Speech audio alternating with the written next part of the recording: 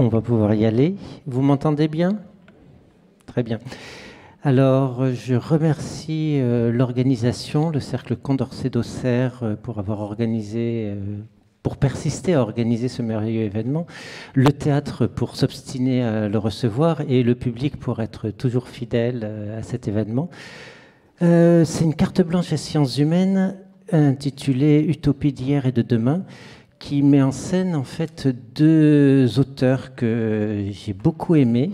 Il s'agit de Thomas Boucher, qui travaille sur les utopies. Il est historien, j'y reviendrai. Il a notamment écrit ce petit opuscule. Alors, le nombre de pages ne fait pas la valeur de l'ouvrage. C'est une collection qui s'appelle Le mot est faible chez Anamosa, et c'est vraiment dense et dynamique, donc je vous le recommande. Et à l'autre extrême, j'ai donc Ariel Kirou, qui lui fait plutôt dans le massif, mais qui n'en est pas moins très intéressant.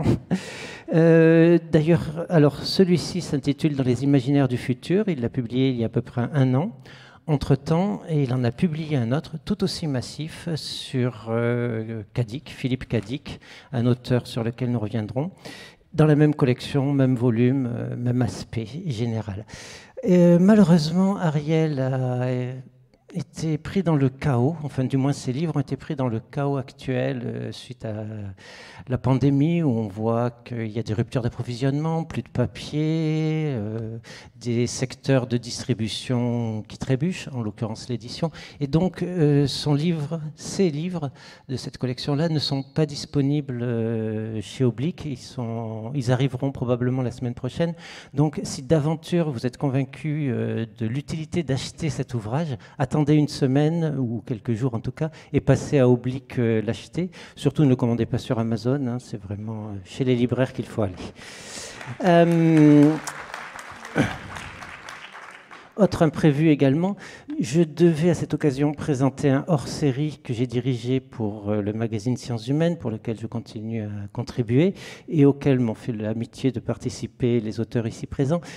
Et il n'est pas disponible non plus, alors vous allez attendre un peu avant d'aller le chercher chez votre kiosquier préféré. Mais il n'empêche, on va quand même parler d'utopie. J'ai demandé à Thomas Boucher, historien des utopies, de venir parler donc des utopies parce que c'est vraiment son domaine de prédilection. Il a fait partie des 3 coordinateurs du Dictionnaire des utopies, ouvrage de référence paru en 2006 chez Larousse, avec comme autre coordinateur Michel Rigaud-Sarcé et Antoine Picon. Et donc, plus récemment, tout dernièrement, il est l'auteur de ce petit opuscule. Enfin, de cet opuscule, je ne vais pas la verser dans le pléonasme. Quant à Ariel Kirou, donc, lui, je l'ai invité pour l'aspect plutôt dystopie, pour mettre en tension, en fait, l'utopie et la dystopie. D'ailleurs, ça tombe bien, sans s'être concerté, l'utopie est en blanc, la dystopie est en noir. Ça tombe bien au niveau symbolique. Que dire d'Ariel? Donc, il parle un peu de tout, imaginaire du futur, intelligence artificielle, virus, exploration spatiale. Il est passionné par Philippe Cadic. Et le sous-titre de son dernier livre, donc ABC Cadic, le sous-titre est « Nous vivons dans les mots d'un écrivain de science-fiction ». Alors, pour ceux qui ont lu un peu de Philippe Cadic, je pense que vous frissonnez, vous vous demandez vraiment si c'est vrai, parce que c'est quand même un univers assez paranoïaque, avec des intelligences artificielles qui vous surveillent, des moments où vous ne savez pas si vous êtes dans un univers virtuel ou pas. Quoique ça ressemble un peu. Bref, on va en reparler. On va commencer très classiquement pour parler des mondes rêvés d'hier et de demain. On va commencer par hier. Et je vais demander à Thomas un petit exercice traditionnel, c'est de définir ce qu'est l'utopie en moins de 5 minutes. C'est perdu d'avance. Bonjour à vous toutes et tous. Merci à Laurent, merci à toute l'équipe organisatrice. Je suis très, très heureux d'être ici. Perdu d'avance parce que, j'en suis désolé, je suis incapable de définir le mot utopie, qui renvoie à hier, mais qui renvoie peut-être aussi à aujourd'hui, mais de ça on parlera sans doute un peu plus tard. Pourquoi en suis-je incapable? C'est pas faute d'essayer, mais c'est parce que le mot lui-même conduit à une forme de flottement, d'hésitation. Probablement le savez-vous. Utopie, c'est construit sur topos, le lieu, et un U initial qui peut vouloir dire ou qui peut vouloir dire ou en grec c'est la négation, donc l'utopie serait le non-lieu, E en grec, ça renvoie au bonheur, et l'utopie serait le lieu du bonheur. Et on est déjà dans une incertitude. Et cette incertitude se double, se triple d'autres encore sur lesquelles on reverra, sur lesquelles on reviendra, qu'on reverra. Je pense vraiment que c'est un mot attrape-tout. C'est un mot très plastique. C'est un mot, s'il fallait le comparer avec un animal, ce serait peut-être un mot caméléon, j'en sais rien. Et je n'ai pas du tout envie de le réduire. Je n'ai pas du tout envie de le normer, de le plaquer dans un travail de définition. J'ai plutôt envie de laisser ouvertes toutes les significations qui sont les siennes. Et c'est pour ça que mon petit texte n'est pas du tout un manuel ou un traité, mais plutôt un essai. Un essai après des centaines d'autres, et avant, je l'espère, des centaines d'autres encore. Mais je ne me défausse pas complètement, hein, Laurent. Promis, j'essaierai de donner du corps à tout ça, parce que pour l'instant, voilà, je préfère être vraiment dans l'incertitude et vous laisser la possibilité de mettre le contenu que vous voulez. Lorsque j'en parle aux étudiants, on commence le séminaire Utopie en mettant ensemble nos idées respectives, et on n'a pas assez d'un ou de deux tableaux noircis par les marqueurs pour ouvrir toutes les perspectives imaginables. Alors j'ai quand même envie de te relancer. L'utopie, c'est quand même toujours d'actualité. Ce n'est pas un mot qui a été inventé au XVIe et oublié après. Absolument. Enfin, c'est en tout cas mon avis. C'est pour ça que j'avais envie de dire que c'est un mot d'hier, mais c'est aussi un mot d'aujourd'hui. C'est un mot qui me parle, qui vous parle peut-être, en tout cas qui circule dans le corps politique et social en ce moment, à peu près à toutes les sauces. Ça peut être aussi un slogan, hein, parce que, semble-t-il, par les temps qui courent, c'est vendeur.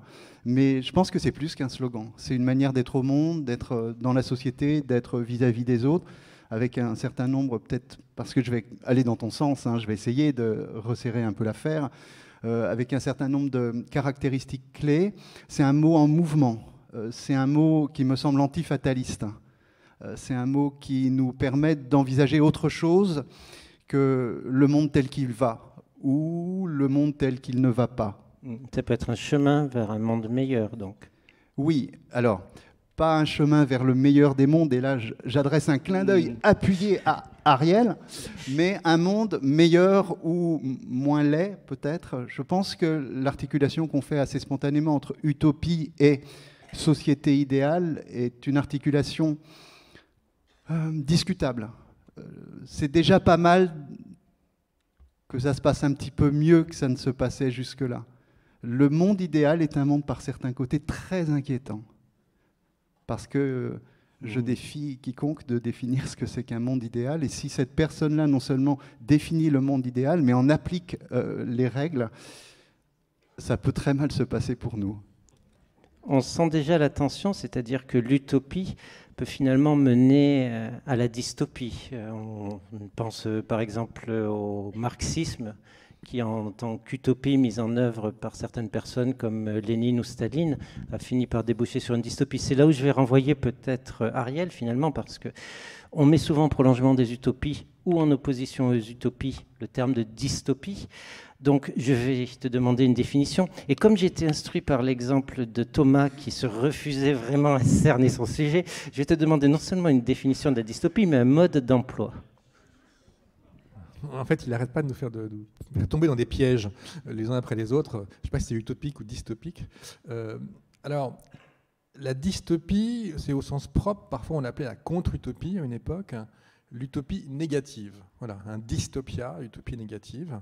Sachant effectivement que l'utopie, comme l'a très bien dit Thomas, c'est cette logique d'un lieu de nulle part ou lieu du bonheur qui suppose une rupture en quelque sorte et une volonté de dépassement. Donc, utopie négative, ce serait une utopie qui aurait en quelque sorte mal tourné. Je crois qu'il y a une erreur dont il faut se prévaloir, c'est d'opposer l'utopie et la dystopie. Pour moi, l'utopie est l'ombre, quand la dystopie est l'ombre de l'utopie. C'est-à-dire que lorsqu'on fait un travail utopique, on imagine un lieu de nulle part, ou un lieu du bonheur, c'est souvent les deux à la fois, quelque part, il n'existe pas encore, et puis on le confronte au réel, quelque part. Et justement, la dystopie, c'est potentiellement ce qu'il peut addevenir lorsque l'on confronte au réel une utopie, en perdant en quelque sorte l'essence. en croyant parfois qu'on a atteint cette utopie, là où l'utopie n'a de sens qu'en tension, c'est-à-dire je me tends vers quelque chose qui me semble être meilleur et différent. Et j'y tends d'autant mieux d'ailleurs que cette utopie, le fameux livre qui a créé l'utopie, c'est l'utopie de Thomas More, c'est 1516, et c'est séparé. Il y a une première partie qui est dans le guillemets monde réel et une deuxième partie qui est sur l'île, qui s'est séparée. Alors, malgré tout, il y a encore des esclaves, mais il y a a priori un rapport à l'argent, à la propriété qui n'a strictement plus rien à voir. Et évidemment aussi, le prince est tout différent du prince du monde d'avant. Donc l'utopie est une tension, et donc la dystopie, voilà. Donc si j'avais un mode d'emploi, ce n'est pas le contraire. Le contraire de l'utopie, c'est l'idéologie dominante. Paul Ricoeur, là-dessus, d'ailleurs, il a été cité une ou deux fois ce matin, le décrit très bien. C'est-à-dire, il montre que sans dire que c'est ni positif ni négatif, l'idéologie est le contraire de l'utopie, et lorsqu'on essaye de tisser des utopies, on se porte contre l'idéologie dominante, et ça potentiellement peut devenir une dystopie lorsqu'effectivement on ne se rend pas compte qu'on est en train de créer un système dominant, un système d'aliénation, sans même s'en rendre compte le plus souvent. Voilà. Et donc les dystopies, les grandes dystopies donc de science-fiction sont effectivement Le meilleur des mondes d'Aldous Huxley et 1984 donc de George Orwell, donc un livre de 1934, un autre de 1948. Et qui, alors surtout dans le cas d'ailleurs du meilleur des mondes, est très clairement une utopie qui a mal tourné, en fait, avec les alphas, les bêtas, et puis le soma, en fait, délicieux pour en quelque sorte le bonheur de tous au travail. Donc voilà, donc on voit très bien le système. Alors, le 1984 d'Orwell ne dit pas très bien si c'était ou pas une utopie, mais on peut le suspecter quelque part, vu le modèle qui a été celui de 1984 pour George Orwell, qui était effectivement l'URSS stalinienne. Le monde stalinien est quand même le repoussoir en l'occurrence. Donc on peut deviner en fait que c'est à peu près du même ordre. Mais, et là je vais pour l'instant clore cette petite introduction, ce qui moi me fascine, c'est qu'au sein même des pires dystopies, il y a toujours un bribe d'utopie, parce qu'il y a un bribe d'espoir. Il y en a dans Le meilleur des mondes avec la révolte d'un de ces alpha ou bêta, et il y en a par le personnage central de 1984, même dans les pires des dystopies, et je reviendrai sur d'autres exemples qui effectivement illustrent cette façon dont l'utopie et la dystopie, c'est-à-dire son négatif, sont intimement liés pour nous faire avancer dans des, en quelque sorte, prototypes de devenir alternatifs. Il me semble qu'on a toujours rêvé justement d'un monde meilleur, et en tentant d'en faire l'histoire, en m'ouvrant à une trentaine de collaborateurs en dirigeant ce hors-série Utopie, finalement nous avons été tentés de revenir en arrière avant Thomas More, en se demandant s'il n'y a pas eu des pré-utopiques, par exemple Platon et sa République. Donc c'est la première question technique que j'avais posée à mon expert S-Utopie, c'est en quoi la pensée antique, celle de Platon notamment, préfigure-t-elle ou pas une forme d'utopie ? Alors, je ne suis pas du tout expert S-Platon du tout, pas davantage que S-Aristophane ou Augustin, mais j'ai une proposition à faire sur ce plan. Il me semble que la date de naissance, c'est vraiment 1516, comme le disait Ariel, c'est Utopia de Thomas More. Ce qui advient auparavant, Platon, la République, les lois, ou bien Aristophane, un certain nombre de ses pièces, ou bien la Cité de Dieu, et tout un ensemble de textes à insérer dans la sphère chrétienne, c'est autre chose. C'est pas simplement parce que le mot naît en 1516, mais c'est parce qu'il se passe quelque chose avec More. Et d'entrée, Ariel nous indiquait que Utopia de More, ce n'est pas un seul livre, c'est pas simplement l'île d'Utopie, mais c'est un livre 1 qui précède le 2 et qui est tout aussi important, et un livre de contestation radicale de l'ordre politique et social du temps de More, sous le règne de Henri VIII. En plus, ce texte-là a ceci de complètement fascinant qu'il déjoue toutes les interprétations et installe paradoxalement le mot dans l'incertitude. Topos ou Topos, mais aussi autre chose, mais parmi des milliers d'autres. Celui qui raconte ce qui se passe dans l'île d'Utopie s'appelle Raphaël Itlodé. Or, Itlodé, étymologiquement, ça veut dire le diseur de sornettes, le menteur. C'est-à-dire que dans le nom même du narrateur, il y a l'idée de mensonge. Est-ce qu'on est dans le vrai? Est-ce qu'on est dans le faux? On n'en sait rien. Le fleuve de l'île d'Utopie a pour nom Anhydra. Et en grec, ça veut dire le fleuve sans eau. Et donc, on est du côté du Utopia de mort, dans quelque chose de très différent, me semble-t-il, de ce qui se passe chez Platon, Augustin, Joachim de Flore et les autres. Une sorte de voie oblique. Une voie oblique, ça c'est Miguel Abinsour qui en parle, une sorte de voie latérale de l'utopie. Et puis un jeu. Il y a une dimension très réjouissante, il y a une dimension très ludique avec Thomas More. Il mêle plein de niveaux d'écriture, c'est-à-dire il y a un peu de tout dans Utopie, et dans un assez joyeux désordre. Et on sait, parce qu'on a des traces de ça, que les contemporains de More appréciaient en particulier son caractère facétieux. Il adorait s'amuser, More. Et puis Erasme, son bon copain, adorait s'amuser aussi. Et Erasme a, vous le savez, écrit un éloge de la folie un petit peu avant 1516. Et puis celui qui fait entrer le mot utopie dans la langue française, vous le connaissez très bien aussi, son prénom c'est François, son nom c'est Rabelais. Et donc on est dans une tradition qui s'installe immédiatement sur ce mode-là, qui est un mode à la fois très subversif. More est un homme qui ne mâche pas ses mots, mais un mode ludique au sens où, plutôt que l'attaque frontale, les utopistes choisissent souvent le détour. Ils sont assez rarement révolutionnaires, mais on pourra en reparler sur le XVIIIe ou le XIXe siècle, si vous le voulez. Oui. On peut aussi déjà retenir que finalement, l'utopie, c'est une ruse politique, à sa façon. C'est-à-dire que ça dit, OK, il peut y avoir un monde autre que celui de la violence d'État, que celui de la propriété privée, dès l'origine. Je le crois, oui. Dans le Utopia de Thomas More, il est beaucoup question de propriété.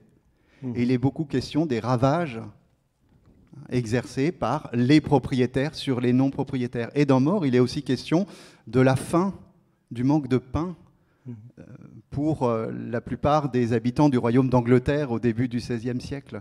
Et donc il y a un discours d'ordre politique. Oui, et certains n'ont pas d'humour, comme Henri VIII, qui fera finalement exécuter l'auteur de l'utopie. Oui, ça se finit très mal pour Thomas More, effectivement. Et c'est le pouvoir politique qui se charge de le faire taire de la manière la plus radicale qui soit. D'accord. Alors, si on retient que l'utopie est de nature politique, est-ce qu'on peut en dire autant, Ariel, de la science-fiction qui semble de prime abord, et c'est un ancien adepte qui va le dire, être juste une littérature propre à faire rêver les adolescents? L'utopie, c'est une digue qui saute. Voilà, plutôt la science-fiction, c'est une digue qui saute. C'est la digue de l'imaginaire. Donc ça veut dire tout est possible. La science-fiction, on se projette, on crée d'autres mondes. Donc pour moi, l'une des grandes vertus de la science-fiction, c'est de nous faire comprendre, via d'autres horizons, qu'il y a des sociétés alternatives. Voilà. C'est en ce sens où ça rejoint très précisément ce qu'on vient de dire de Thomas More, en fait. C'est-à-dire, il fait le constat d'une société qu'il critique, et il construit une société alternative. Il la construit très précisément, en allant vraiment dans les détails. Et la plupart des utopistes faisaient ce travail-là. C'est en quelque sorte presque, non, j'aime pas le mot ADN de, mais c'est en tout cas dans l'essence même de la science-fiction, en tout cas d'une grande tradition littéraire de science-fiction, que de pratiquer ce genre d'exercice, de projection, et l'on réinvente une société. Donc voilà, après, la question était sur au fond, est-ce que la science-fiction est politique? Est-ce qu'elle a cette dimension utopique? J'aurais envie de donner peut-être deux exemples, en fait, pour bien vous permettre de comprendre. L'une des autrices les plus extraordinaires de science-fiction, Ursula K. Le Guin, certains disent Le Guin, moi je dis Le Guin, en fait, comme elle le demandait, qui est une fille donc, d'anthropologue, américaine, donc, qui est décédée il y a très peu de temps. Elle a toujours eu un don pour créer des mondes, en fait. Mais des mondes à partir de rien, avec leurs propres règles, leurs propres dimensions, différentes de la société dominante. Alors, ces textes, par exemple, Le monde du monde et forêt, est un texte qui a inspiré le film Avatar, et qui est un texte très politique, au sens propre du terme, hein, elle le revendiquait, même si justement l'auteur de science-fiction ne fait pas de politique au sens où il ne fait pas de propagande. Il met en scène des personnages dans des univers, voilà, des personnages disparates qui vont vivre une autre société. Donc voilà, donc ça nous fait comprendre qu'il y a des sociétés alternatives. Et un des livres les plus célèbres d'Ursula Le Guin, Le Guin, qui s'appelle donc Les Dépossédés, met en scène une lune qui s'appelle Anarès, qui a fait sécession par rapport à une planète d'où sont issus les gens de cette lune, qui s'appelle Arras, je crois, qui est une lune, voilà, la planète d'origine est totalement capitaliste, et c'est une véritable caricature. Et depuis 150 ans, en quelque sorte, au moment où se tient le roman, les gens de cette lune, qui est une lune plutôt aride, hein, qui est plutôt, c'est pas du tout un climat très favorable, ils ont mis en place une société anarchiste. Selon les règles de l'anarchisme, il n'y a pas de propriété, hein, donc voilà, c'est un monde sans propriété. C'est un monde qui effectivement fonctionne avec d'autres types de règles. On pourrait dire en termes de tradition d'anarchisme, ce serait beaucoup plus proche de l'anarchisme de quelqu'un comme Élisée Reclus ou Pierre Kropotkin, qui étaient aussi des géographes ou des zoologues, que par exemple de Max Stirner. Ça veut dire qu'il y a une logique de rapport à son environnement qui est très symbiotique, une logique d'entraide qui est au cœur même de cette société qu'imagine Ursula Le Guin. Et ce qu'elle fait, c'est qu'elle ne le traite pas comme une sorte d'utopie magique. C'est comme si, effectivement, c'était un exercice de pensée nous plongeant dans une réalité, en quelque sorte, comme si on pouvait la vivre, comme si on pouvait imaginer une société construite sur les principes, non pas de l'anarchie, qui n'a rien à voir avec l'anarchisme, hein, donc l'anarchisme de Kropotkin en particulier, de Pierre Kropotkin. Et ce qu'elle met en scène aussi, c'est les ratés de ce système. C'est comment, par exemple, les logiques de réputation deviennent dominantes et bloquent un jeune scientifique qui va se retrouver aller en fait sur la planète d'origine parce que tout simplement ses recherches sont en quelque sorte bloquées. Hein, c'est-à-dire qu'on voit bien que dans ce roman, ce qui bloque, c'est justement, et c'est pour ça que c'est assez amusant, c'est que ce qui bloque, c'est l'impossibilité de faire de l'humour, c'est qu'on ne peut plus entrer en mouvement. Ce qui a disparu, c'est cette tension, quelque part, d'une société anarchiste. Une société anarchiste qui aurait perdu cette tension, cette idée que l'utopie n'est jamais atteinte et qu'il faut sans cesse travailler, se remettre en question pour l'atteindre, pose problème. Et pourtant, sur la fin du roman, lorsque ce personnage, ce scientifique, se retrouve sur la Lune capitaliste, où il y a effectivement des révoltes qui ressemblent beaucoup aux révoltes ouvrières d'il y a des années du 19e siècle, là, l'exemple même d'une société qui a pu se construire sous les règles de l'anarchisme devient un exemple. Et il y a des textes magnifiques, des mots magnifiques de Ursula Le Guin, notamment sur l'idée que la révolution, on ne peut que l'être, on y vient sans rien et on la vit où elle n'a aucun sens. Et on voit bien, avec cet exemple-là des dépossédés, et on pourrait multiplier les exemples de J.G. Ballard, de Philippe Cadic, ou de beaucoup de jeunes auteurs contemporains, auteurs et autrices. Je pourrais vous dire les noms, mais ils sont peu connus. Il y a un recueil qui s'appelle Par-delà l'horizon qui vient de sortir, les recueils des Utopiales. Si vous vous plongez en fait dans toute la jeune génération de science-fiction, je peux penser à quelqu'un comme Licam qui a fait un livre dans une collection qui s'appelle Utopia, qui est une collection justement sur l'utopie qui s'appelle Résolution. On voit que toute cette jeune génération d'auteurs sont complètement imprégnés de cette idée, de cette faculté qu'a la science-fiction à construire d'autres mondes, des sociétés alternatives qui peuvent potentiellement même nous inspirer. Et en ce sens-là, à mon sens, le meilleur de la science-fiction est éminemment politique. Alors, j'ai envie, avant qu'on en arrive au XIXe siècle, de faire référence à un ouvrage bien antérieur, La Nouvelle Atlantide de Francis Bacon, qui pose finalement, à l'inverse exact d'Ursula Le Guin, qui pose un univers anarchiste et visant à l'autosuffisance, voire autosuffisant. La Nouvelle Atlantide est en fait un rêve scientiste. Et il semble qu'on vive aujourd'hui dans le rêve de Bacon, quelque part. Est-ce que tu pourrais décrire justement ce qu'est cette utopie et est-ce que Bacon a changé le monde en posant ce récit? Alors, je vais avoir du mal, encore une fois, parce que pour vous dire ce que je vous ai dit sur More, il a fallu que je lise beaucoup, que je m'appuie sur les études, les analyses celles et ceux qui ont réfléchi cette œuvre intraitable.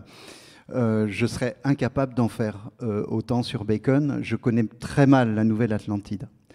Ça n'empêche que je la connais quand même un tout petit peu, et c'est un texte qui est habité, coloré par la question de la science et du progrès scientifique. Et cette question de la science et du progrès scientifique, c'est une sorte de fil rouge dans l'histoire des récits utopiques, hein, depuis le XVIe siècle et jusqu'à nos jours. Mais c'est une réalité assez ambiguë. C'est-à-dire qu'il y a les promesses de la science, et puis il y a les réalités de la vie en société. Et les réalités de la vie en société sont parfois la déception ou la tristesse vis-à-vis de promesses non tenues. Ce matin, j'étais au café, pas loin d'ici, et puis il y avait des personnes qui parlaient entre elles. Vous allez voir que ça a un lien, enfin au moins pour moi, peut-être que je me raconte des histoires, mais bon, vous me le direz. Il y avait deux personnes âgées, deux hommes, l'un avait peut-être 70 et l'autre, je sais son âge parce qu'il m'a dit qu'il avait 91 ans. Et celui qui avait plutôt 70, bon, grosso modo, disait, il était très triste. Il décrivait la situation sociale actuelle et il parlait en particulier de ce qui est en train de se passer à Migène. Vous êtes au courant de la fermeture, beaucoup plus que moi, hein, moi je l'ai appris ce matin, la fermeture de cette usine et 400 personnes qui vont vivre des moments très très difficiles et qui vivent déjà des moments très très difficiles. Et cet homme-là, donc à partir de l'exemple de Migène, disait, ben voilà, moi au XXe siècle, je me disais, oh, le XXIe, ça va être super parce qu'on pourra voler. On pourra voler. Et le on pourra voler, c'était lié à un rêve techniciste de cette ultra-capacité de l'homme à surmonter ses faiblesses et ses limites. Or, il arrivait très simplement à une conclusion qu'on peut peut-être partager, c'est que l'homme et la femme de 2021 ne peuvent pas voler. Ou s'il y en a qui volent, c'est certainement pas tout le monde. Et c'est avec des conséquences absolument tragiques. Ça me fait penser à cette idée-là que le progrès est parfois, et je reprends la distinction proposée par Ariel, est parfois plutôt de l'ordre de l'idéologie et moins de l'ordre de l'utopie. Peut-être qu'on parlera tout à l'heure de Fourier et ça permettra d'approfondir ce point. Puisque tu consacres un passage assez long à Fourier, justement, dans ce livre. Alors, ces voyages, finalement, dans l'espace et le temps, alors si j'ai parlé de la Nouvelle Atlantide, c'est que ça a aussi un relent de science-fiction, particulièrement pour son auteur au XVIIe siècle, qui exalte la science qui est en train de se constituer et qu'il voit comme métamorphosant le monde. Et du coup, la question que j'ai envie de poser à Ariel, c'est que si la science-fiction est familière des voyages dans l'espace et dans le temps, est-ce que des auteurs auraient aujourd'hui encore des velléités de rêver un monde meilleur, de s'impliquer dedans, de militer? Je pense par exemple à Alain Damasio, qui s'introduit d'ailleurs subrepticement dans ton ouvrage. Oui, en fait, Alain Damasio fait une volte-face, en fait, qui est un jeu, parce que je l'ai mis au milieu du livre, en fait, juste avant mon chapitre sur ce que j'appelais Utopie 4.0, ou plutôt Gaïa 4.0 d'ailleurs, Gaïa 4.0. Et donc il fait effectivement une volte-face, qui est une sorte ni préface ni post-face, et qui est une référence à la volte, qui est le mouvement politique, en quelque sorte créé dès La Zone du dehors, qui est son premier roman, d'il y a maintenant plus d'une vingtaine d'années, par Alain Damasio. Et qui a donné lieu derrière à la naissance de la maison d'édition La Volte. Voilà. Donc la question, c'est est-ce qu'il y a encore des gens qui rêvent en science-fiction Oui, voire qui agissent avec la science-fiction pour essayer de changer le monde. Alors agir, je ne sais pas. Je pense que un grand nombre des écrivains, moi, qui me tiennent à cœur, en fait, avaient cette dimension de transformation très présente dans leur texte. Alain Damasio est un cas un petit peu à part, parce que Alain Damasio, quand vous discutez avec lui, pour lui, soit il devenait auteur de fiction, de science-fiction, soit il devenait homme politique, en fait. Hein. Donc sa logique, son engagement politique est très très fort. Il y a en fait en France un groupe auquel appartient Alain Damasio, d'auteurs, qui sont justement, pour beaucoup d'entre eux, liés à la Volte. Alors je ne sais pas si je donne les noms ou pas, parce que Alain Damasio, on connaît un petit peu, qu'on aime ou qu'on n'aime pas, mais voilà, c'est des gens comme Catherine Dufault, Norbert Merjanian, Sylvie Lenné, donc une génération, Sabrina Calvo, qui est une ex-David Calvo, donc c'est un transgenre, et c'est vrai qu'ils ont créé un groupe qui s'appelle Zanzibar pour désincarcérer le futur. Hein, donc, et là, ils sont une douzaine. Hein. Il y a également Léo Henry, qui est quelqu'un d'assez formidable, qui est très inspiré lui aussi de l'anarchisme des origines. Et eux se sont vraiment donnés comme ambition cette transformation, en fait. Hein.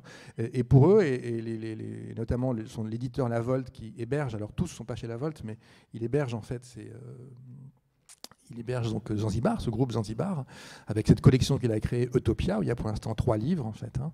Un de Philippe Curval, qui est un des grands noms de la science-fiction, un de l'ICAM que j'ai cité, puis le dernier de Stéphane Beauverger. Et donc, en fait, La Volte, il y a une logique très littéraire, très écrite dans l'ensemble des textes, mais volontairement engagée, en fait. Mais quand on est engagé, on n'est pas dans la propagande. C'est-à-dire, en gros, on oriente, mais on essaye de préserver la pluralité des voix. Beaucoup des critiques ont été faites d'ailleurs au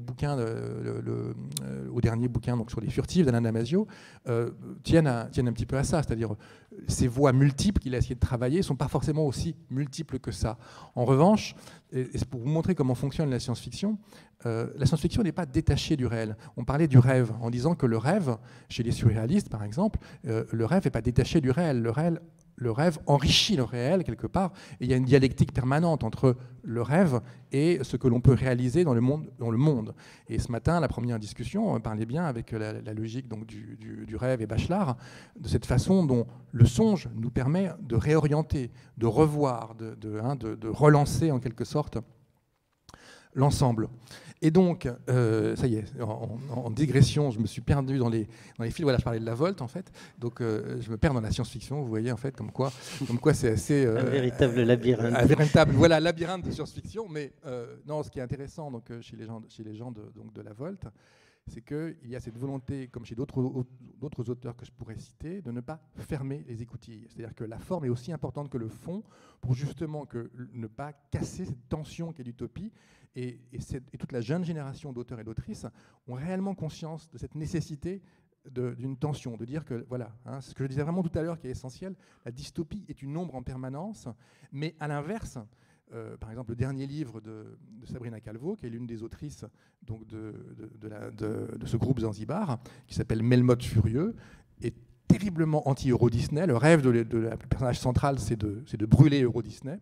Hein, c'est de foutre en l'air la souris machiavélique. Hein, cette chose infâme qui, justement, tue notre imaginaire. En fait, hein. Bon, ce qui est assez drôle, c'est qu'elle remet en scène une commune, comme la commune de Paris, avec François Villon. Mais François Villon, on se rend compte au fur et à mesure du roman que c'est un être imaginaire, en fait, mais qui permet, en quelque sorte, au personnage central et aux enfants qui sont autour d'elle, tout simplement de vivre l'utopie dans un monde dystopique. C'est-à-dire que la commune qui s'est recréée à Belleville, en fait, c'est une commune, elle a imaginé cette commune, qui lutte contre les forces du mal, dont l'infâme souris est l'être le plus odieux et le plus apocalyptique. Eh bien, je m'en amuse, mais est-ce que, voilà, c'est cette finesse, si vous voulez, cette finesse qui permet de comprendre ce que peut apporter la science-fiction, en tout cas lorsqu'elle a de la qualité et lorsqu'elle n'est pas du pur divertissement. Hein. C'est-à-dire qu'en gros, elle nous crée des univers qui sont soit des univers parallèles, soit des univers du futur, qui nous font voir d'autres possibilités et dont l'imaginaire devient en quelque sorte une arme. Voilà. Et donc l'arme de Sabrina Calvo, c'est l'imaginaire. L'arme centrale d'Alain Damasio, c'est l'imaginaire. Et lorsqu'il crée les furtifs, je ne sais pas si vous savez ce que c'est qu'un furtif dans le roman d'Alain Damasio, un furtif, c'est un être impalpable. Si on arrive à le voir, il se fige, il devient une céramique. C'est en fait une sorte d'image impossible. Tout son roman est dans une sorte de réel à court terme. Il y a une figure totalement utopique, totalement impossible, que sont ces furtifs. Et ces furtifs, qu'est-ce qu'ils incarnent? Ils incarnent l'antithèse de la société de contrôle.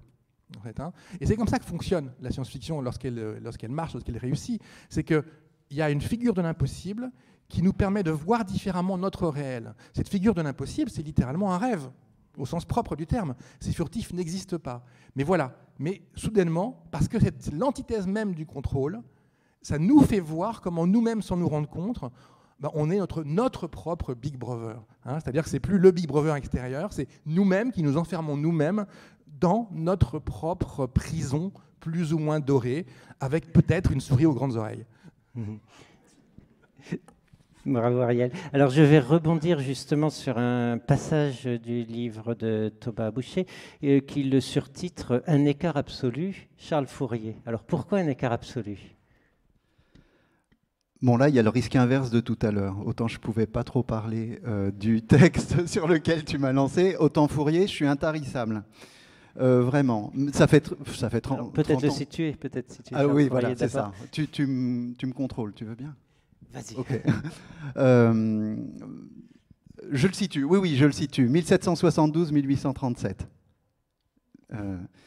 Donc, à cheval entre le XVIIIe et le XIXe siècle, très conscient de la société dans laquelle il vit, très conscient de l'état de ce qu'il appelle la civilisation, et pour lui le terme est péjoratif, et dans une ardeur jamais démentie, en faveur d'un monde autre. Mais un monde autre, ça ne veut pas dire un monde qui n'a rien à voir avec le monde actuel, ça veut dire un monde remis sur ses pieds.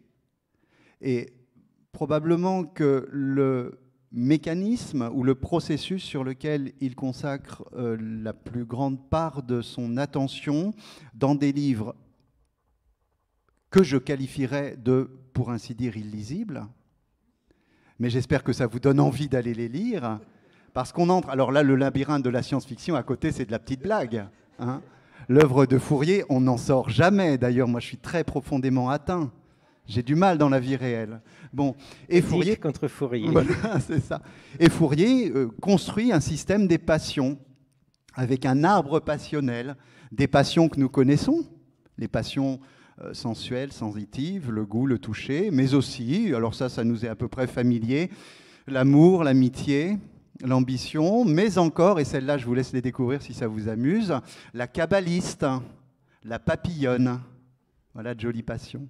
Et il a derrière ça une idée, c'est que la civilisation et les temps passés ont eu comme unique objectif de cadrer, de limiter, de frustrer les humains dans l'immensité de leur capacité d'action. Et qu'il faut donc cesser de réprimer les passions. Et il met en place un système passionnel tout à fait étonnant, dont je vous donne qu'un exemple, parce que voilà, j'ai compris le problème. L'exemple de se nourrir. Vous voyez, pour moi, c'est un aspect important. Mort, j'en parlais tout à l'heure. Tu en parlais presque tout à l'heure, il y a un peu moins de temps que moi, avec Kropotkin. Hein, en 1892, il écrit un livre fondamental qui s'appelle « La conquête du pain ». Et dans « La conquête du pain », il dit « Moi, Kropotkin, je suis utopiste. Mais je suis utopiste non pas pour aller coloniser d'autres mondes, mais pour faire en sorte que ce monde-ci soit meilleur. » Bon. Et Fourier, c'est ça aussi. Et c'est pour ça qu'il invente une science qui s'appelle la gastrosophie. La gastrosophie. Et dans le Nouveau Monde amoureux, un joli cadeau de Noël à vous faire les uns aux autres, dans le Nouveau Monde amoureux, écrit dans les années 1810, mais publié uniquement en 1967, Fourier était le premier à être très conscient que c'était tellement subversif qu'il valait mieux pas le publier de son vivant. Dans le Nouveau Monde amoureux, il y a des batailles géantes de petits pâtés, avec, pour s'abreuver, du vin pétillant de la côte du Tigre. Et qu'est-ce que ça nous dit? Ça nous dit qu'il est possible de rêver autrement, qu'il nous est possible aussi de vivre autrement, en prenant au sérieux, tout en gardant le sourire aux lèvres, cette idée que il est possible de bien manger. Il est possible que tout le monde mange aussi bien que les rois, à condition de s'en donner les moyens. Et Fourier, c'est ça. Et c'est de bout en bout une espèce de, et je reviens à ta sollicitation, une espèce d'écart absolu.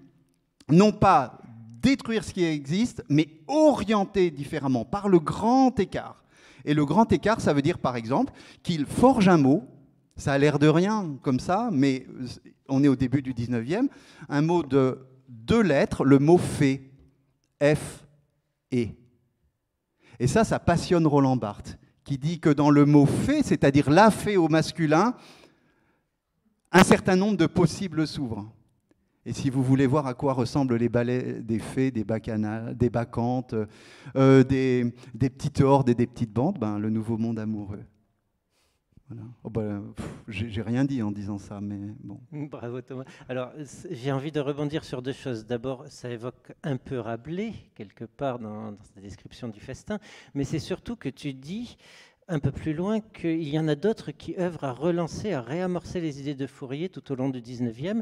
Celles et ceux qui gagnent le Brésil ou les États-Unis dans les années 1840 pour expérimenter l'utopie. L'industriel Gaudin, à sa manière. Donc, dans les poêles Gaudin, on brûle du Fourier. Explique un peu. Tout est question de lecture et d'usage, c'est-à-dire que moi j'ai une lecture, toi tu en as une, Ariel en a une, vous en avez une de Fourier, et ça peut être aussi du rejet de cette œuvre complètement intempestive.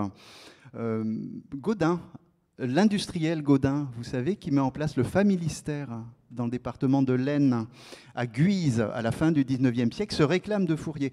Il fait partie de ceux qui, à un moment, imaginent qu'ils vont partir au Texas pour fonder une société nouvelle. Et puis finalement, il n'y va pas, sauf qu'il y met une partie de sa fortune.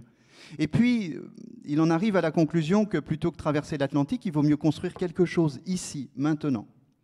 Et donc, il lit Fourier. Il ne lit pas que Fourier, parce qu'ils se lisent tous les uns les autres dans cette affaire-là. Si on parle de Fourier, il faut parler aussi d'Owen, il faut parler de Saint-Simon, il faut parler d'Étienne Cabet. Il y a toute une petite bande là. Hein. Ils se détestent tous les uns les autres, parce qu'ils ont tous l'impression qu'ils ont compris ce que les autres n'ont pas compris. Mais ça n'empêche que quand même, ils travaillent ensemble et leurs pensées se nourrissent les unes des autres. Et Gaudin, pour aller très très vite, fonde un familistère que vous pouvez encore visiter. C'est une très belle expérience. Un familistère où on retrouve des échos de la pensée de Fourier, moins certains aspects ultra subversifs. La dimension amoureuse, parce que l'amour, selon Fourier, c'est tout un programme. Et puis, avec comme base de structuration et de fonctionnement, la famille. Or, chez Fourier, il faut que, comme tout le reste, la famille explose. Que la propriété ne soit plus à l'ordre du jour et que la famille, comme espace par définition, selon lui, d'oppression, se transforme en quelque chose de complètement différent. Donc, Gaudin, c'est un Fourier moral. Fourier est pas immoral, mais la morale, c'est pas son problème. Le problème, c'est d'être heureux. Et donc, voilà, il y a... Non, je ne raconte pas Gaudin, parce que pareil, on va s'enliser dans cette histoire. On va rester sur cette idée de rester heureux. Et en fait, j'ai presque envie de mettre au banc d'essai Fourier et Cadic, question labyrinthique. Et donc, je vais relancer Ariel sur la question de Cadic. Est-il vraiment plus labyrinthique que Fourier ? Oui, je pourrais parler aussi de Fourier d'ailleurs. J'aime bien dans Fourier le côté fou rire en fait de Fourier, fou rire. Hein. Et puis avant de parler de Cadic, mais c'est un point commun entre Fourier, Cadic et beaucoup d'autres auteurs utopistes ou dystopiques, hein, quels qu'ils soient. Non, ce que je trouve fascinant, c'est que ce sont des mondes, en quelque sorte. Hein. On parle d'Ursula K. Le Guin, on parle de Philippe Cadic, on parle de Fourier. Donc, c'est des mondes, en quelque sorte. Et imaginer des mondes, évidemment que si on prend à la lettre ce que dit Fourier, ou si on prend à la lettre ce que dit Philippe Cadic, et qu'on essaie de l'appliquer, on va au mur directement. Si on essaye, au contraire, de l'interpréter, de jouer avec, c'est comme une sorte de lanterne un peu décalée, un peu décalquée, qui nous permet d'avancer, en quelque sorte. Donc, évidemment, après, tout dépend de la manière dont on le prend. Alors pour maintenant rebondir sur Philippe Cadic, alors je ne sais pas si vous savez qui était Philippe Cadic, donc c'est un romancier de novelliste de science-fiction qui a écrit essentiellement de la science-fiction, mais également des romans classiques qui n'ont pas eu beaucoup de succès.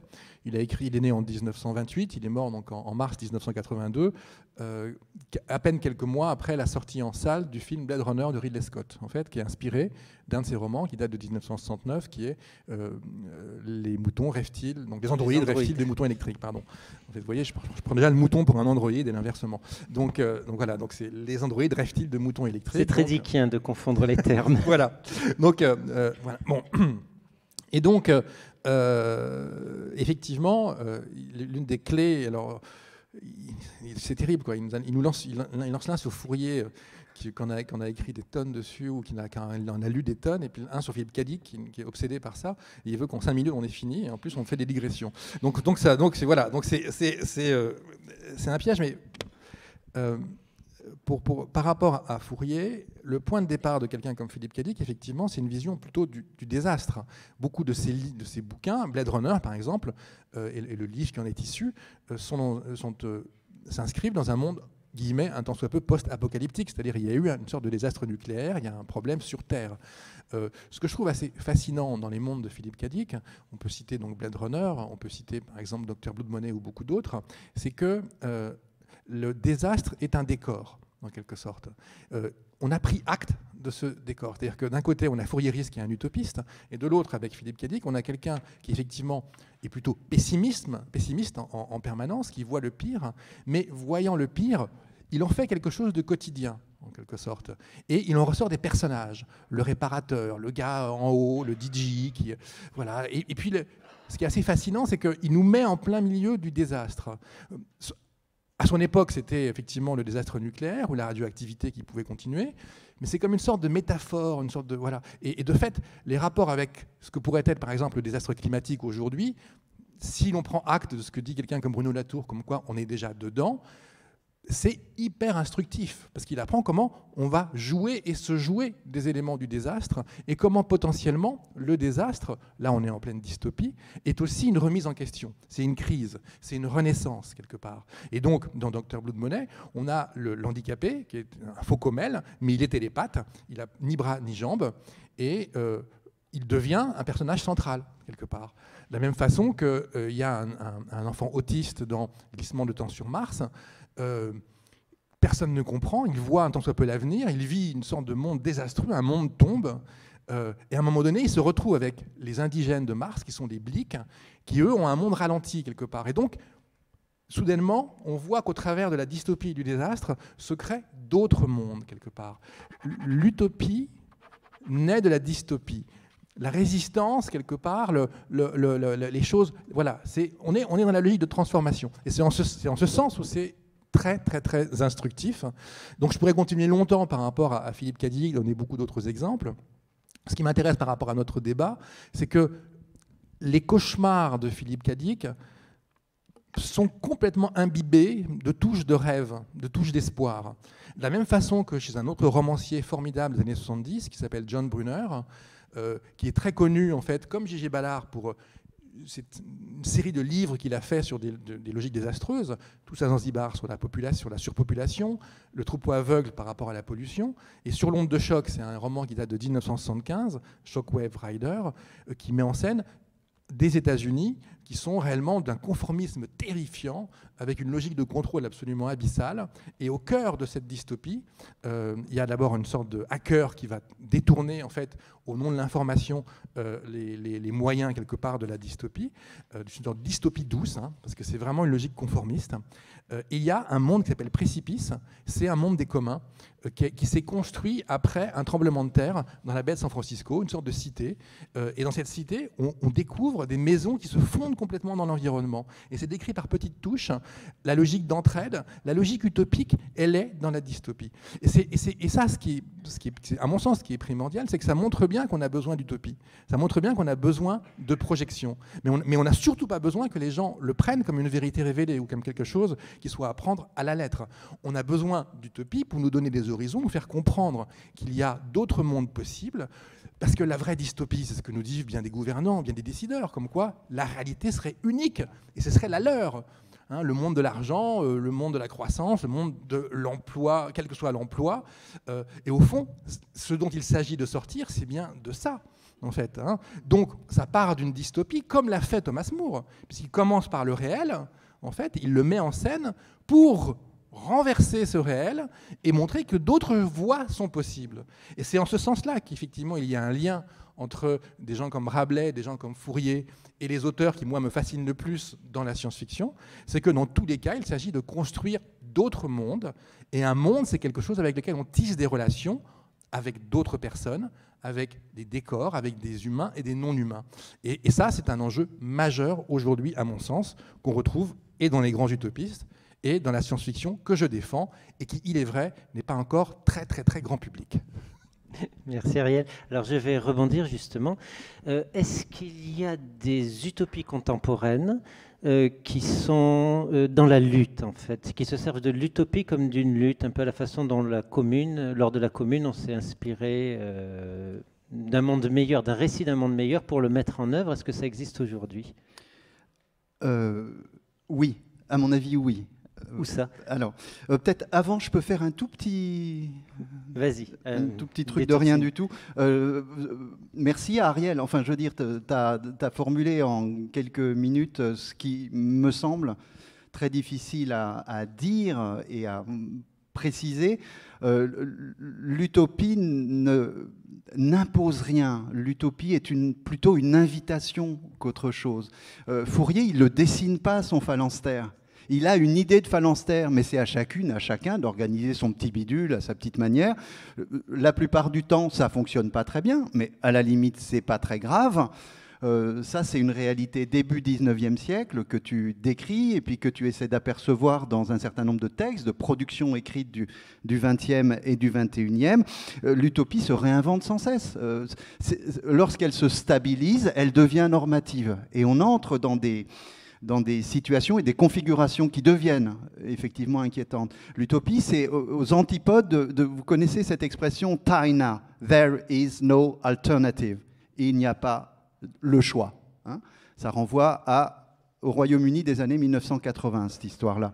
Non, l'utopie, c'est on peut toujours ouvrir des possibles, même en se faisant mal. Et j'en arrive à ta question. Il y a des gens qui, en ce moment, essaient d'ouvrir des possibles, qui souvent se font mal, à qui on fait souvent mal, mais qui parfois se font mal les uns aux autres, mais qui se lancent dans autre chose que ce qui nous est présenté comme les faits, le réel, et le réel indépassable. Et là, en citant 3 espaces, très loin de chez nous, l'espace zapatiste, beaucoup plus près de chez nous, ce monde, moi que j'ai côtoyé d'assez loin, mais j'y ai passé un petit peu de temps et ça a été décisif pour moi, ce monde de Notre-Dame-des-Landes, très souvent caricaturé comme une espèce de guêpier d'anarchistes complètement irresponsables et violents. C'était pas du tout ça. Ils n'arrêtaient pas de se disputer, c'est évident qu'ils se disputaient tout le temps. Il y avait une grange où il y avait des réunions quasi quotidiennes et dans chacune des réunions, ils essayaient de refaire non pas le monde, mais un petit morceau du monde. Et puis, il y avait une bibliothèque ouverte à tous. Et puis, il y avait des trampolines pour les gamins.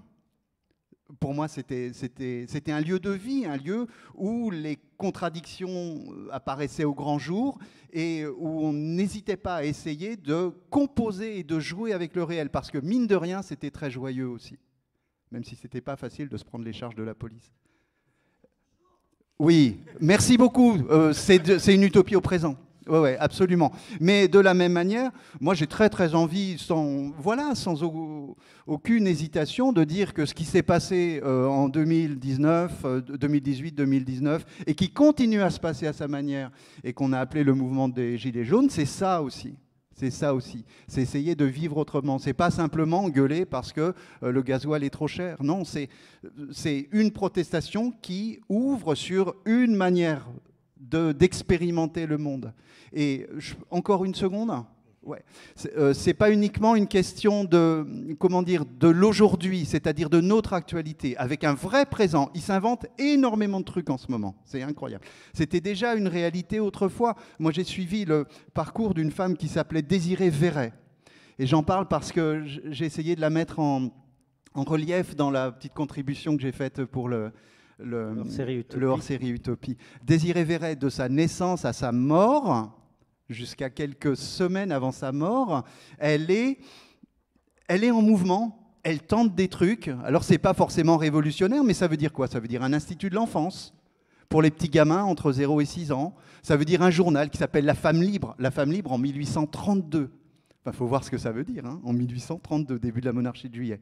Et puis, ça veut dire une correspondance au soir de sa vie. Elle correspond avec un homme qu'elle a aimé. Elle lui dit « Ah, ce serait bien de fonder un nouveau journal utopique. » Elle a 80 ans, elle est quasi aveugle. Elle est encore au travail. Pourquoi je parle de Désirée Verret? Parce que j'en avais envie, tout simplement. C'est un vrai ça ne répond pas du tout à ta question. Si, ça y répond. Ça illustre ce que peut être l'utopie, c'est-à-dire une dynamique de transformation, aussi un récit partagé de dynamique de transformation. D'ailleurs, je vais rebondir là-dessus. Oui, justement, je voulais te lancer dessus. Mais au-delà même de la science-fiction, d'ailleurs, je crois qu'il faut bien se rendre compte, en tout cas moi j'ai le sentiment que les valeurs sur lesquelles reposent encore nos sociétés, et notamment les institutions, sont en train de s'effilocher depuis une 50aine d'années. Une société patriarcale, société bourgeoise, soit société productiviste. On voit bien en plus que les horizons qui commencent à s'obscurcir en quelque sorte.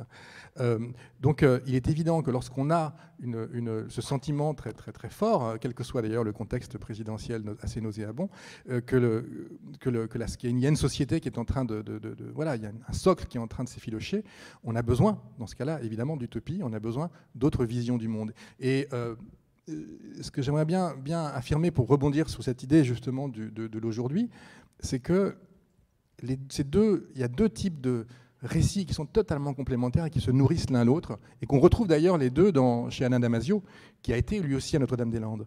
C'est qu'il y a d'un côté les récits de l'ici et maintenant, de gens qui travaillent dans la boue du présent à transformer, et ça, c'est absolument essentiel. Les gens qui m'ont raconté Notre-Dame-des-Landes, qui racontent aussi même le travail d'association au jour le jour. Moi, c'est une part de mon travail. Je travaille dans un laboratoire des solidarités. Donc, on raconte des histoires au Japon, en France, partout, de gens qui font solidarité. Et c'est logique de science-fiction, de gens qui nous montrent qu'il y a d'autres horizons possibles. C'est-à-dire qu'en gros, si vous prenez les livres de science-fiction, le mot croissance, le mot emploi, ça n'existe pas. L'activité, le faire existe. Donc ça nous remet en quelque sorte à niveau. Et ces deux types de narration ne sont pas opposés. Elles sont complémentaires. Elles se nourrissent l'un l'autre dans une logique de transformation. C'est pas pour rien que l'une des associations les plus actives sur le terrain depuis Calais sur le soutien donc, aux migrants s'appelle Utopia 56. 56 comme effectivement, je crois que c'est le Morbihan.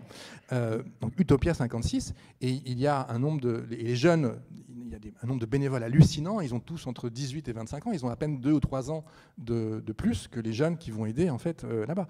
Et ils ont cette fièvre d'utopie concrète quelque part. Hein. Et donc, je pense que jamais autant qu'aujourd'hui, on a eu autant besoin. Alors, auparavant, je parlais de chemin et d'horizon. Maintenant qu'il y a un parti qui a pris ce nom-là et que ce n'est pas forcément celui que j'ai envie de défendre, moi, ça m'embête un peu. Mais en tout cas, à une certaine époque, je parlais de chemin et d'horizon en disant, voilà, il y a une dialectique entre les deux, quelque part, et l'utopie est une sorte de voie. Hein. Dès lors qu'on a compris que l'utopie, ce n'est pas un État, c'est que c'est une tension, comme la démocratie, comme la justice, et que donc on ne l'atteint jamais, on comprend qu'on a à la fois besoin de l'horizon qui change au fur et à mesure de chemin, on a besoin de chemins multiples, d'horizons multiples, de futurs qui soient multiples. Il faut préserver la pluralité des futurs. Et là, pour le coup, il y a aujourd'hui, et dans le monde de la science-fiction, dans le monde de la fiction, y compris d'ailleurs parfois dans le jeu de rôle, alors ça commence à peine, hein, et puis dans le monde du social, du solidaire, de tous ces gens dont on parlait, des gens qui se retrouvent, et même s'ils ne sont pas forcément visibles aujourd'hui, quelque chose potentiellement est en train de se construire là, avec comme moteur, non pas une vision de l'utopie, mais une pluralité, une multitude de visions de l'utopie qui gagnent à se retrouver les unes confrontées aux autres, et qui effectivement aujourd'hui sont peu rendues visibles. Avec un autre type de légitimité, parce que c'est ça aussi en fait, hein, c'est que les pouvoirs ne supportent pas cette idée que la légitimité puisse être autre que la leur, avec des valeurs pouvant être autres quelque part, qu'à un moment donné, le fait d'exister et de construire un lien avec un environnement humain et non humain pendant 20 ans, ça a une valeur qui peut être confrontée à la valeur de la propriété privée et de l'argent, en fait. Hein. Et là, on est au cœur de l'utopie quelque part, de se dire que ce qu'on tisse dans une histoire avec une géographie peut avoir, par les relations que ça construit, autant de valeur ou une autre type de valeur que simplement le fait de mettre de l'argent pour être propriétaire d'un lieu. Voilà. On est dans l'utopie concrète et des histoires, des textes, qu'ils soient de Fourier, de Philippe Cadic, de J.G. Ballard, de beaucoup d'autres que j'ai pu citer, nous permettent en quelque sorte de saisir ça et donnent du baume au cœur à des gens qui sont sur le terrain. Merci Ariel. Alors comme je ne doute pas qu'il y ait beaucoup de questions dans la salle, je vais juste terminer par une petite question à laquelle je demanderai une réponse à chacun d'entre vous en 2 minutes. Ça sera la même question pour chacun et volontairement provocatrice. Certains auteurs techno-optimistes, entre autres Laurent Alexandre, Steven Pinker, quelques autres, disent qu'en fait nous vivons déjà dans le rêve qu'avaient fait nos ancêtres, à savoir nous vivons plus longtemps, nous sommes en meilleure santé, nous mangeons mieux que l'humanité ne l'a jamais fait, nous vivons dans des beaux bâtiments comme celui qui nous accueille aujourd'hui. Enfin, finalement, à quoi ça sert aujourd'hui d'être utopiste ? 2 minutes.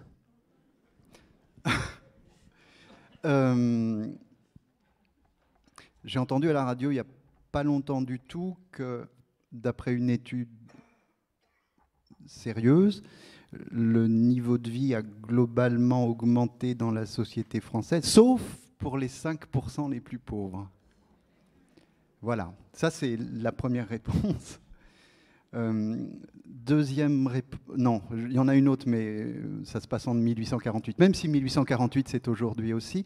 La troisième, c'est un documentaire qui m'a vraiment profondément touché, et qui est en ce moment sur Mediapart, qui a été sur Arte pendant un moment, et qui s'appelle Selfie. Je ne sais pas si vous l'avez vu, ça se passe à Naples. Et il s'agit de 2 gamins de Naples, gamins de 16 ans, donc pas si gamins que ça, 2 ados de Naples, qui nous font comprendre, mais en pleurant ou en riant, qui nous font comprendre à quel point le monde est dur, à quel point le monde est injuste, à quel point les fruits du progrès, de la croissance, de tout ce que vous voulez, sont inégalement, terriblement inégalement répartis. Donc, non, on n'y est pas. Il y a encore du chemin.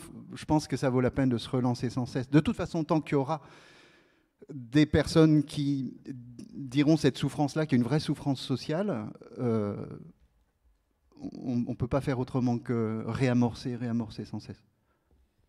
Merci Thomas. Ariel ? Évidemment, je pense, avec la question et en écoutant Thomas, je pensais évidemment à beaucoup de choses, bien plus que 2 minutes de parole. En fait, ce qu'il faut bien comprendre, tu as cité Laurent Alexandre, on pourrait en citer beaucoup d'autres, sur effectivement, d'un point de vue matériel, effectivement, la vie aujourd'hui est sans doute plus aisée, globalement, peut-être qu'il y a une cinquantaine ou il y a 100 ans. Mais quand vous les entendez, ils ne tissent qu'une voix unique. En fait, la réalité dont ils parlent, elle est complètement univoque. C'est un seul chemin, le leur, en fait. Et c'est un chemin qui préserve les hiérarchies, qui préserve les inégalités sociales, puisqu'au fond, leur discours est de dire, dans tous les cas, de toute manière, ok, il y a quelques inégalités, mais globalement, on y est quand même pour notre compte, quelque part. Je pense que entrer dans cette logique-là, c'est-à-dire se dire, oui, ok, cette voie unique qu'on nous présente, elle est meilleure que les autres voies, donc il faut s'y maintenir. Elle est mortifère. Et comme il faut finir quand même par Philippe Cadic, parce que sinon c'est pas la peine, il y a un roman peu connu de Philippe Cadic qui s'appelle Les chaînes de l'avenir. Et dans Les chaînes de l'avenir, il y a un tyran. Au début, c'est le gouvernement qui est dominant, c'est le gouvernement du relativisme, ce qui pose d'ailleurs des gros problèmes aux flics du relativisme, qui se dit mais ça veut dire quoi être flic du relativisme, c'est pas possible. Et donc il a des problèmes métaphysiques. D'ailleurs, il y a un dialogue entre lui et sa femme devant un spectacle porno d'hermaphrodites. Donc voilà. Donc pour donner un peu quand même, parfois c'est assez drôle en fait, Philippe Cadic. Et donc il discute avec sa femme qui va lui être partisan d'une sorte de tyran. Alors ça pourra nous faire penser à beaucoup d'hommes politiques contemporains. Et la particularité de ce tyran, c'est qu'il voit tout 1 an à l'avance, stricto sensu, à la seconde près. Et il y a un moment génial du bouquin où il voit sa propre mort. Et Philippe Cadic décrit la propre mort du tyran. Et c'est là où on se rend compte du plus profond mal qui soit, c'est-à-dire l'idée que le futur serait déjà écrit et que personne ne peut agir pour le transformer, personne ne peut agir sur les inégalités. Et ce tyran-là vit au sens propre la tragédie de cette vision univoque du futur qui est celle des gens dont tu parles, comme Laurent Alexandre. Donc bien évidemment qu'il faut continuer à naviguer dans les utopies, ne serait-ce que pour se faire plaisir et continuer à rigoler comme on vient de le faire là. Merci.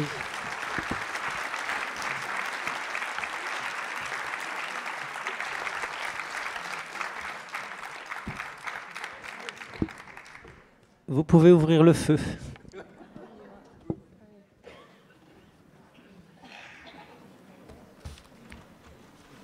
Je vois un bras qui se lève dans la pénombre. C'est le bras de la pénombre. Au cœur d'une dystopie, il va prendre la parole, c'est une utopie. Attention, il faut le temps simplement que le micro arrive. C'est sur la gauche, 6e rang, je pense. Utopie, forcément pas à droite. C'est relatif, hein, si j'étais dans le public. Oui, non, c'est vrai, effectivement. Et puis bon, le monde politicien étant ce qu'il est. Et on va dire qu'il est quasiment à l'extrême, d'ailleurs, hein, donc il faut se méfier. Oui, méfions-nous des apparences. Ok, voilà, bon, entendu. Bonsoir. Quel est votre regard sur les collectivités libertaires d'Aragon, Espagne 36, et sur le bouquin, enfin le premier bouquin de Margaret Atwood sur la Servante écarlate? Alors, pour Atwood, on va demander à Ariel. Ça ira. Merci. Oui, sur Atwood, oui, je vais bien répondre. Sur la Servante écarlate, je pense que c'est... Alors Atwood, c'est un cas un peu particulier, parce que c'est une grande autrice, en fait, hein, donc, mais qui est très marquée. Ce qu'est la Servante écarlate. Alors, Servante écarlate, c'est à la fois un roman, en fait, qui est paru, je crois, il y a maintenant, c'était la fin des années 80, il y a une vingtaine d'années à peu près, et c'est une série télévisée, en fait, la Servante écarlate, The Handmaid's Tale, voilà, c'est plus le titre exact en anglais, mais c'est une série, effectivement, dont voilà, une série qui raconte un futur, en fait, hein, qui est dans une sorte, visiblement, dans une partie des États-Unis qui s'appelle Gilead, qui est un monde, en fait, où, effectivement, parce qu'il y a eu des problèmes donc, de naissance, hein, il n'y a plus de naissance, ou quasiment plus, entre autres choses, il y a eu une sorte de révolution conservatrice, assez radicale, et effectivement, et donc la servante écarlate, c'est l'une des fonctions de la femme. Il y a les femmes qui sont servantes, et il y a celles qui sont là pour faire des enfants, purement et simplement. Et c'est une sorte de nouvelle version de l'esclavagisme, en mode, on va dire, ultra-religieux, un peu sectaire, on va dire. Quand je dis un peu, c'est très gentil, c'est hyper sectaire. Donc voilà, donc c'est le monde de la servante écarlate, donc de Margaret Atwood, qui a fait un autre livre assez fascinant qui s'appelle Le Dernier Homme. Margaret Atwood crée réellement des dystopies, purement et simplement, et comme toute bonne dystopie, elle crée ces dystopies à partir d'éléments qu'elle voit dans son présent et qu'elle exacerbe, qu'elle pousse très loin, en quelque sorte, hein, comme pour nous projeter dans ce monde-là. Donc, par rapport à la Servante écarlate, je pense que le combat qu'il y a derrière, qui était un combat plutôt féministe, et qui, voilà, je pense qu'il a une valeur immense, quoi. Voilà, il continue à avoir une valeur forte, quoi, aujourd'hui, comme il en a eu hier. Après, est-ce qu'il y a suffisamment de... Moi, j'aime bien les dystopies où il y a des voies de sortie. Est-ce qu'il y en a suffisamment? Il y en a un petit peu, il y a le Canada à côté. Est-ce que parfois le bouchon n'est pas poussé un peu trop loin? C'est possible. Et encore, il faudrait faire la différence entre le roman, hein, et puis la série, effectivement, qui est forcément beaucoup plus très différente. Mais oui, ça fait partie, en fait, on va dire, d'un univers qui mérite d'être côtoyé. Voilà. Et pour Aragon, je dis, je pourrais en parler, mais je pense que Thomas va dire. Non, vas-y, moi je connais assez peu. Je connais un petit peu parce que mon père était membre du groupe surréaliste. Il avait écrit un bouquin qui s'appelait Le surréalisme au cinéma. Voilà. Alors je vais juste rebondir très vite. C'est qu'il me semble qu'aussi une dystopie peut être, de même qu'une utopie est un chemin vers un ailleurs souhaitable à construire, peut-être qu'une dystopie, c'est un chemin vers une impasse à éviter à tout prix. Ça peut se voir aussi comme ça pour la Servante logique d'alerte, en quelque sorte, hein, qui effectivement a du sens. Et donc on va repartir en 1936. Oui, mais on va repartir avec Ariel en 1936, parce que, voilà, je ne me sens pas autorisé du tout à parler de ce qui se passe en 1936 en Espagne. J'en suis désolé. Je pense que c'est ce que j'ai essayé de suggérer tout à l'heure. C'est un truc de dingo de faire 91 pages sur l'utopie. Parce que les textes... Avant, il y a eu un dictionnaire. Oui, c'est ça. C'est un ensemble à la fois de pensées, d'écrits, de théorisation et de pratiques tellement diverses, tellement contrastées et à recontextualiser sans cesse que moi, sur les 2/3 de cette histoire multiforme et protéiforme de l'utopie, j'ai honte de vous le dire, mais je ne suis pas spécialiste, je ne suis pas suffisamment connaisseur.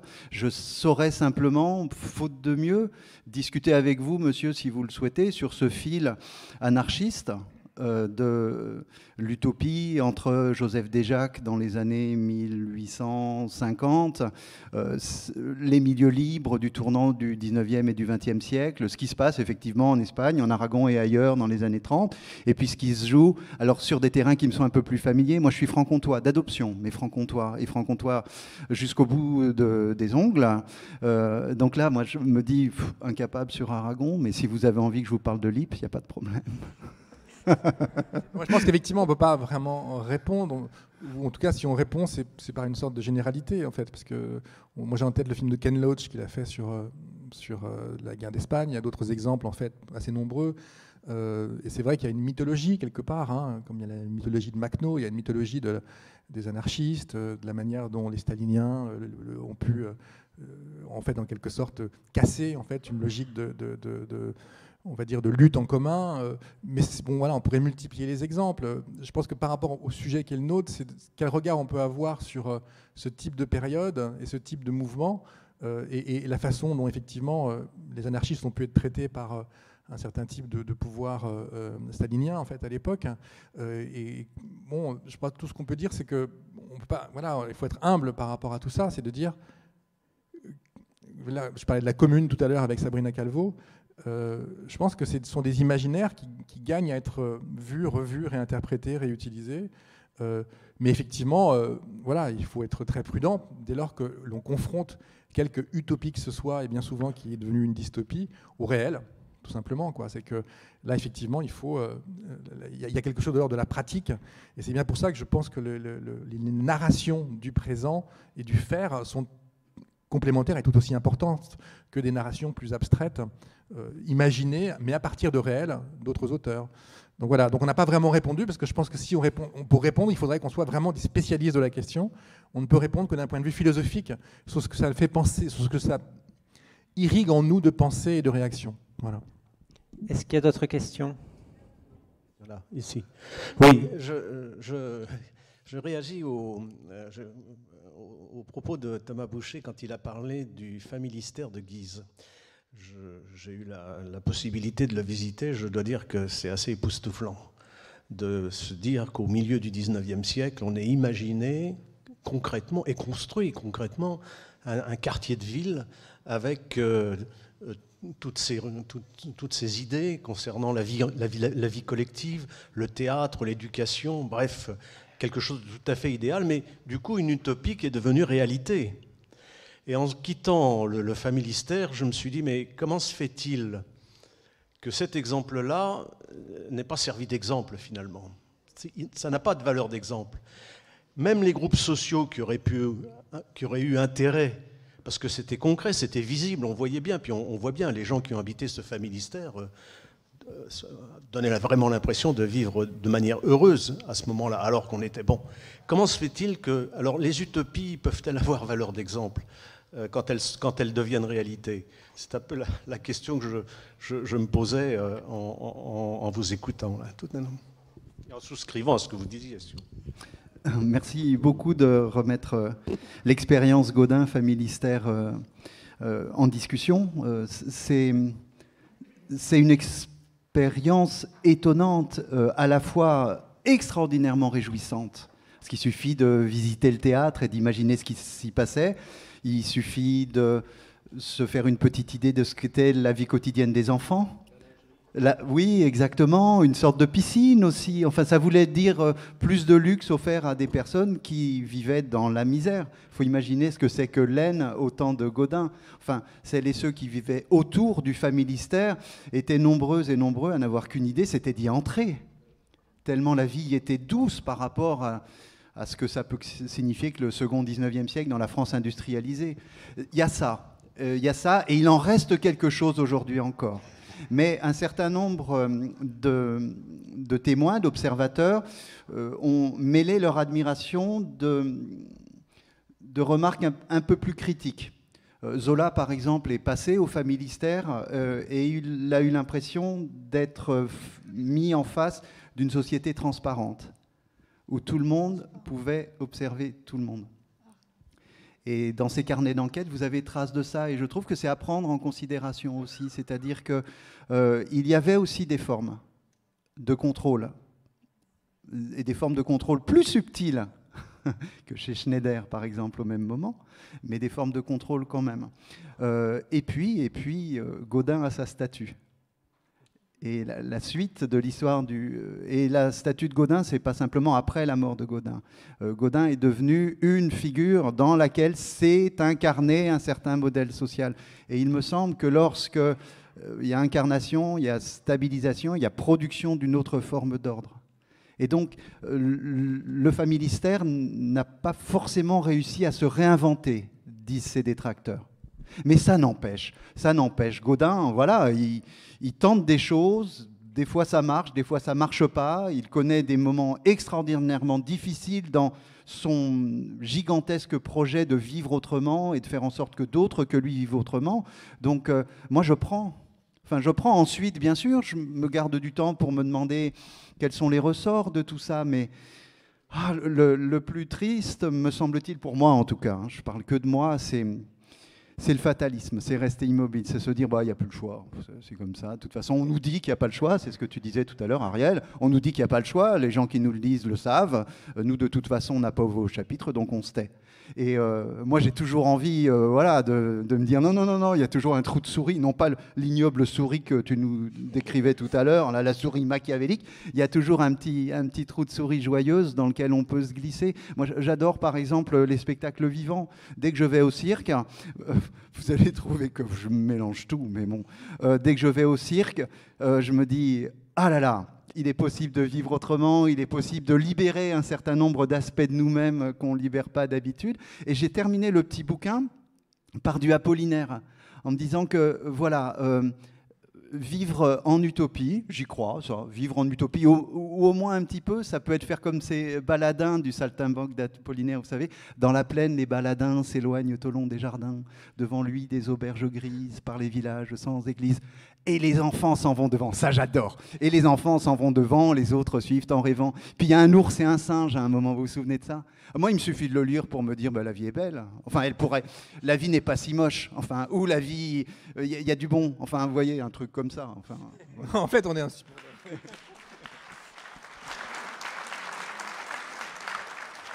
On a encore du temps pour 2 questions. Oui, voilà, je voulais juste quand même répondre en 4 points, mais très court. On est très vite, en fait. Par rapport à l'utopiste. 1, la perfection n'existe pas. Philippe Curval le dit génialement bien. Il parle de monde de Jules Verne ou du Jardin d'Éden. On dit qu'est-ce que c'est ennuyeux. 2, ce matin on parlait de Bachelard, le dormeur éveillé, le rêveur lucide. On voit que l'utopie est toujours, c'est le romantique aux yeux ouverts.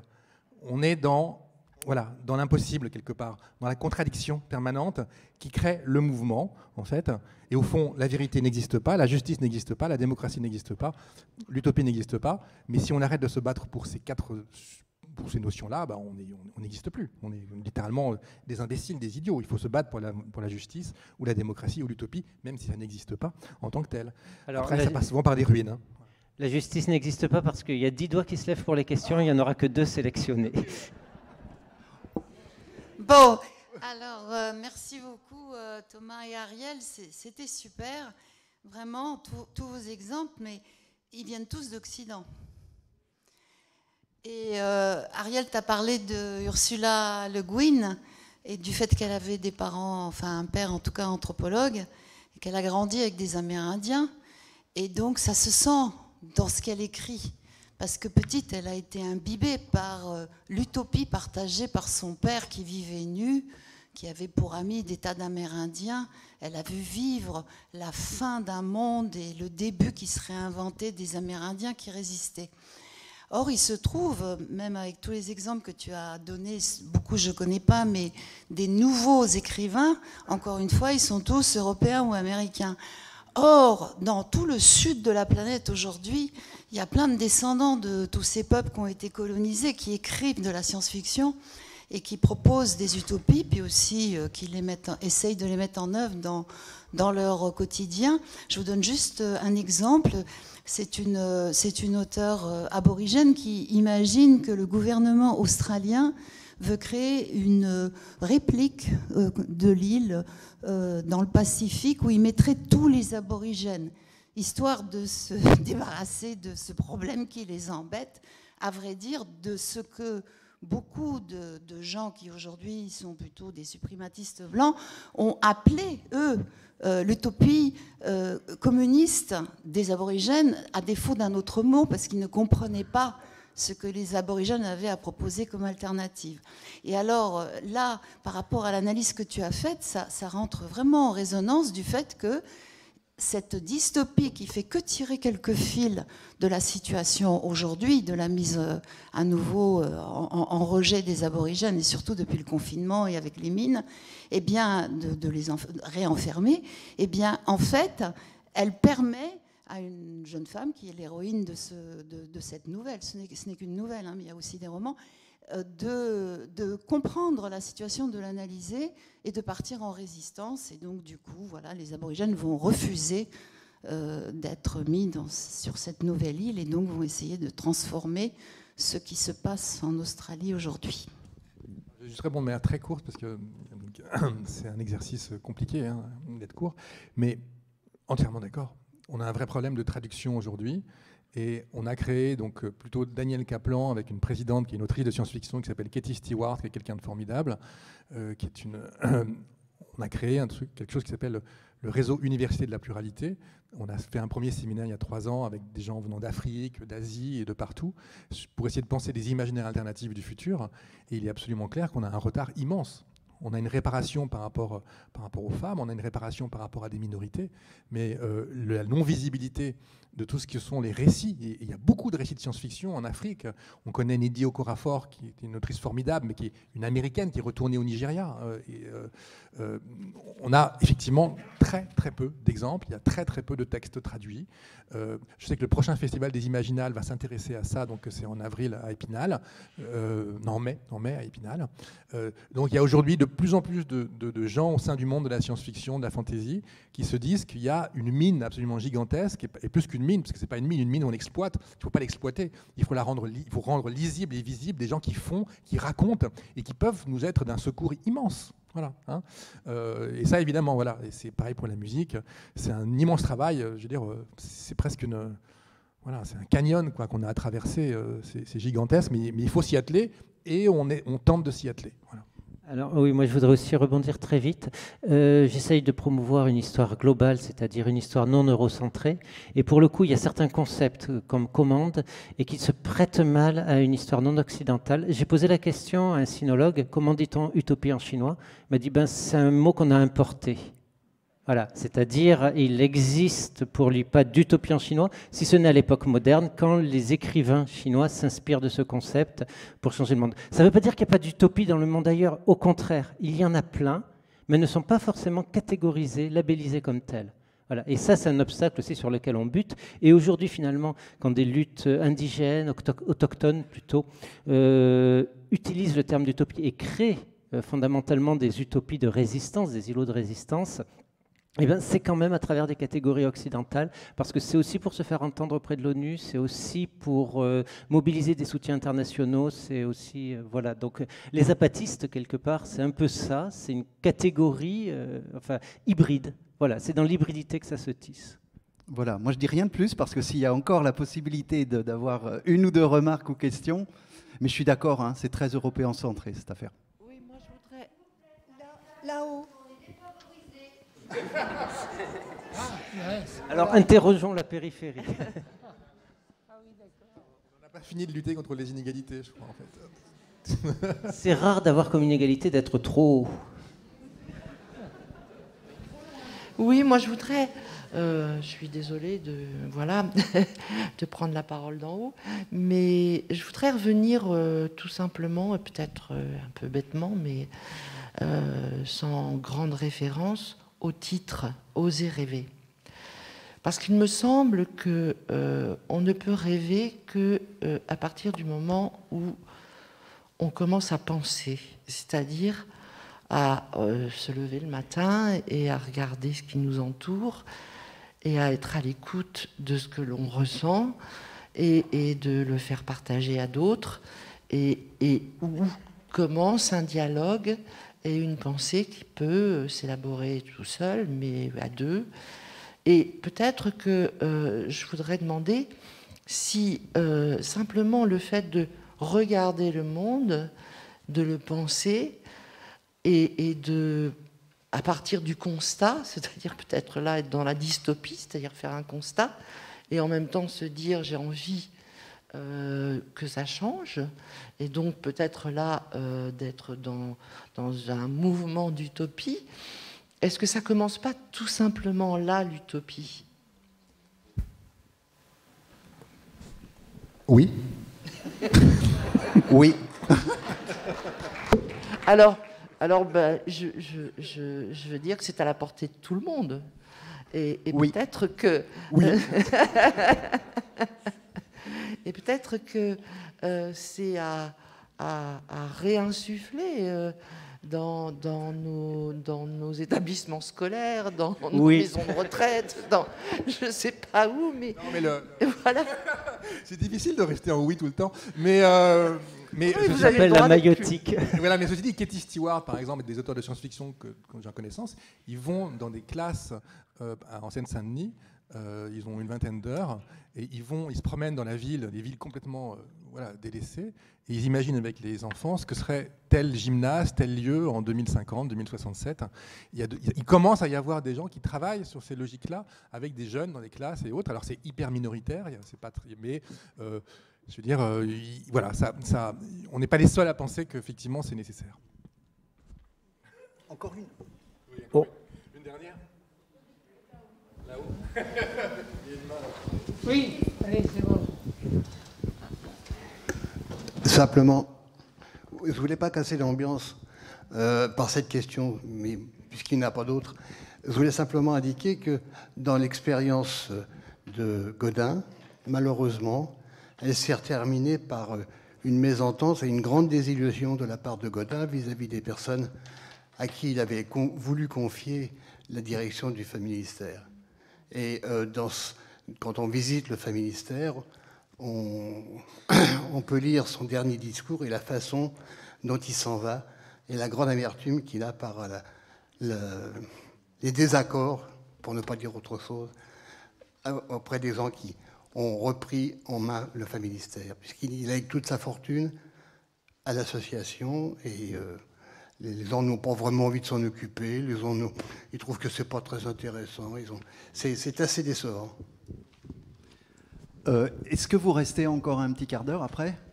On peut en discuter. En deux mots, ce ne serait pas inutile non plus de penser que Godin aurait pu faire plus attention aux raisons pour lesquelles un certain nombre de personnes ne le suivaient plus à la fin. Une question là-haut ? On pourra en reparler. Vraiment. Désolé, on va devoir arrêter pour qu'il y ait une pause, ou alors c'est vraiment un oui, un non. Oui, c'était... Oui. Voilà, je voudrais faire référence au carnet de campagne de Philippe Bertrand, qui tous les midis sur Inter relate par des témoignages des pratiques alternatives. Daniel Mermet, par ailleurs, l'a fait en son temps sur Inter, maintenant sur une chaîne web. Mais la question que je me pose, c'est pourquoi autant d'initiatives assez partielles et partiales ne font pas corps. La mayonnaise ne prend pas pour renverser le modèle dominant. Pourquoi il n'y a pas cet élan collectif qui naît, et là on en reste à la théorie du colibri, mais rien ne se passe, quoi. Ou si peu que... Alors il nous faudrait 1 heure, donc le mieux c'est de retrouver les auteurs sur le stand des livres si vous voulez discuter avec eux. Est-ce que vous qui avez posé la dernière question, vous pouvez vous signaler qu'on puisse discuter ? Où étiez ? Je ne vois pas. Ah, vous êtes là-haut, ok. On se retrouve tout de suite. Venez nous voir. Oui. Et merci à Thomas Boucher, Ariel Kirou.